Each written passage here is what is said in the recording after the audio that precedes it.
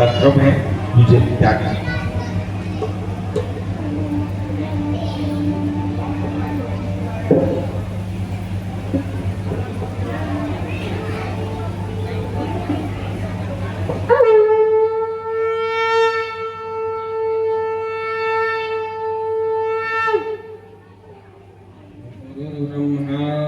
गुरुर्विष्णु गुरुर्देवो महेश्वर गुरुर् साक्षात् परब्रह्म तस्मै श्री गुरुवे नमः।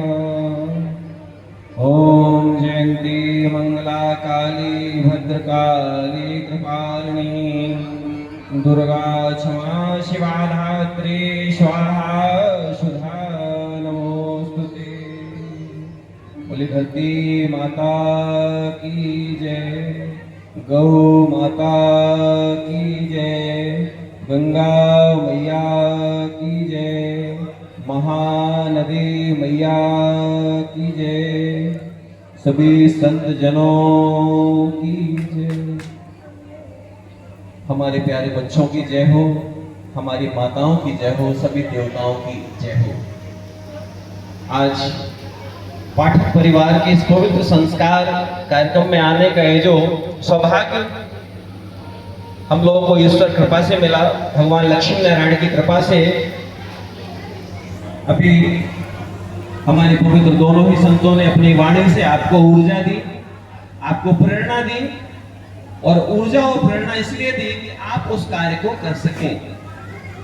क्योंकि अगर आप किसी भी तरह का मिष्ठान बनाकर रखते हैं घर में और उसको प्रसाद रूप में पाते नहीं है, शरीर के अंदर नहीं जाता है, उससे ऊर्जा नहीं मिलेगी, आपको उसकी मिठास नहीं मिलेगी।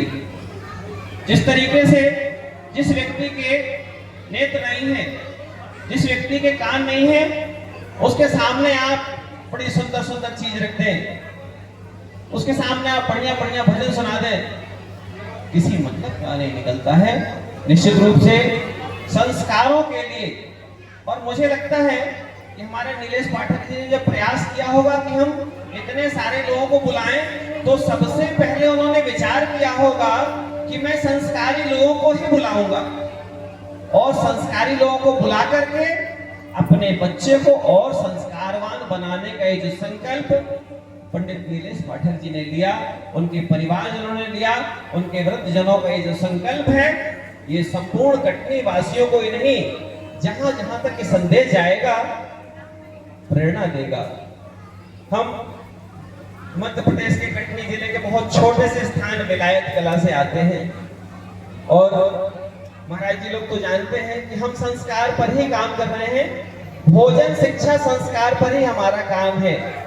आश्रम का नाम ही ज्ञान तीर्थ रखा हुआ है, जहां पर संस्कारों की परिपाटी निरंतर चले। क्यों? आपको मालूम है, संत लोग जो है जहां जाते हैं वहां तीर्थ बना देते हैं।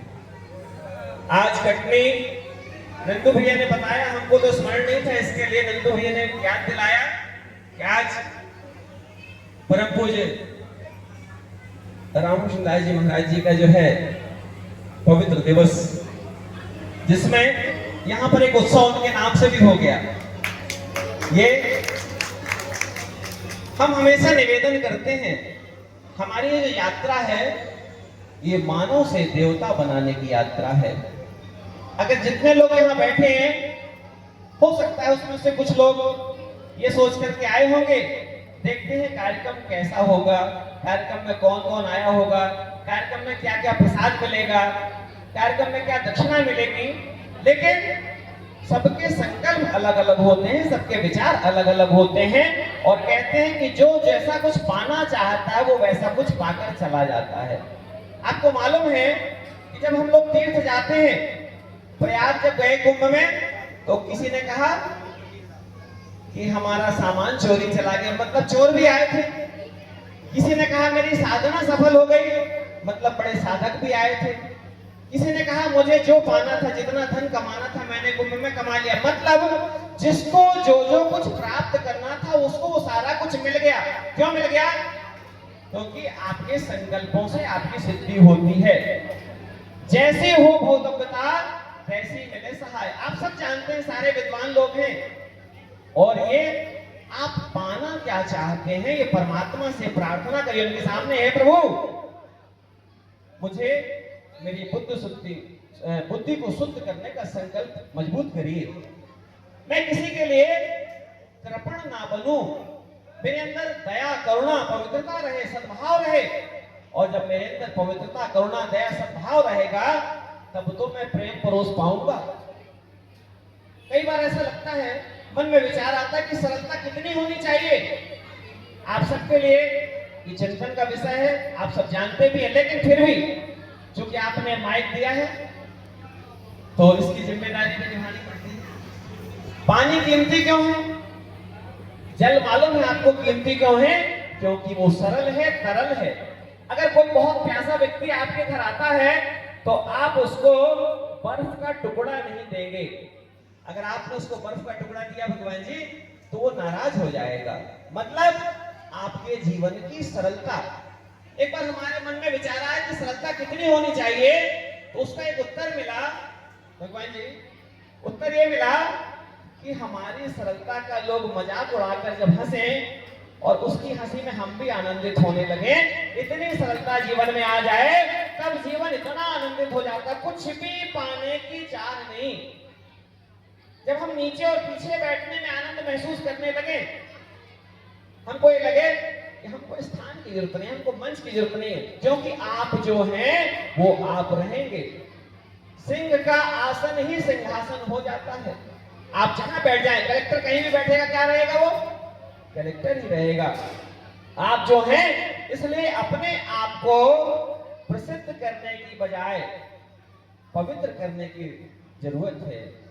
ठीक है, आपकी पवित्रता से आपको समाज जानेगा, प्रेरणा पाएगा, और जब आपसे प्रेरणा पाएगा तो आपका हृदय ही तीर्थ हो जाएगा।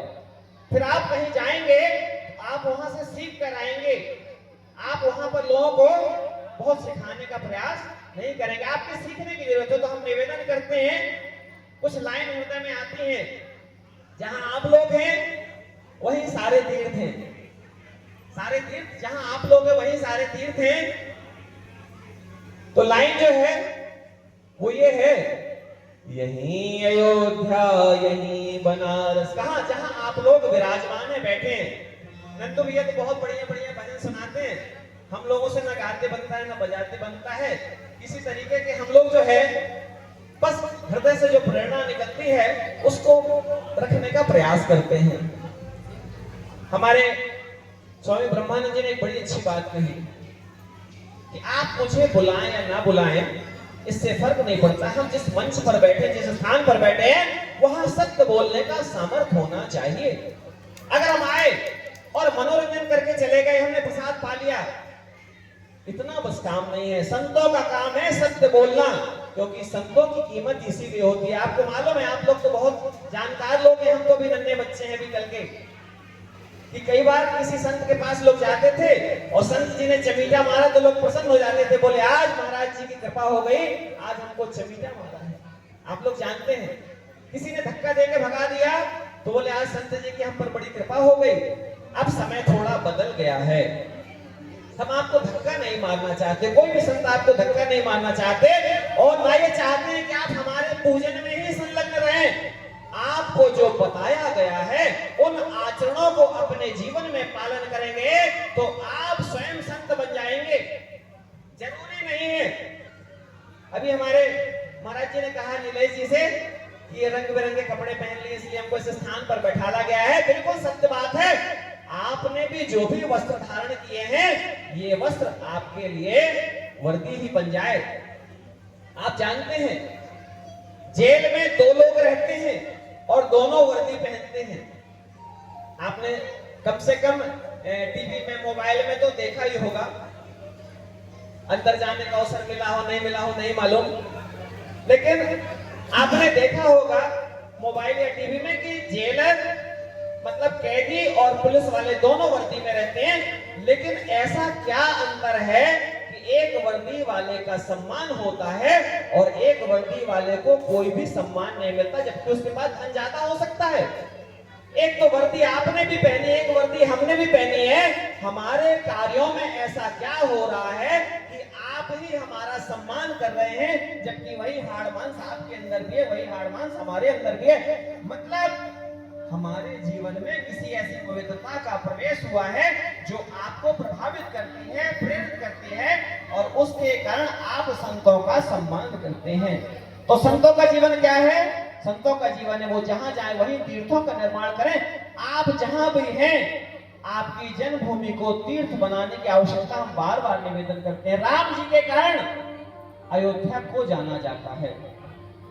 आज लोढ़ा पहाड़ की महिमा पूरे क्षेत्र में है। हमारे ब्रह्मानंद जी महाराज जी के कारण भेड़ा जैसे छोटे से गांव को लोग जानते हैं, बोले भेड़ा वाले महाराज जी क्यों हैं? आज विलायत कला भी बहुत छोटा सा गांव है, लेकिन विलायत कला की महिमा हमारे त्यागी